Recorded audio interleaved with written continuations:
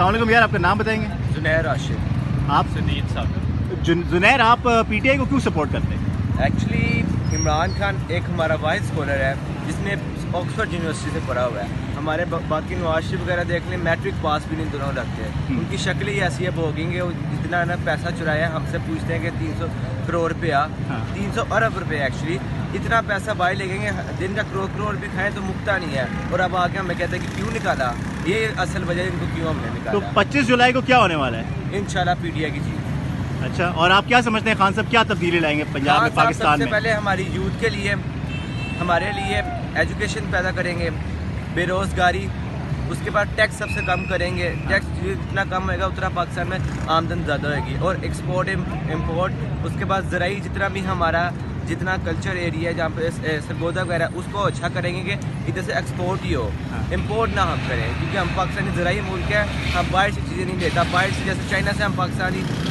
Artificial दालें मंगवा रहे हैं, तो ये तो अच्छी बात नहीं है हमारे मुल्क के लिए। खान साहब की 22 साल की स्ट्रगल है, उसके बारे में क्या कहेंगे? कभी इन्होंने हार नहीं मानी, जिसकी वजह से हम इंस्पायर हुए हैं। सबसे बड़ी बात यही थी कि इन्होंने कभी हार नहीं मानी।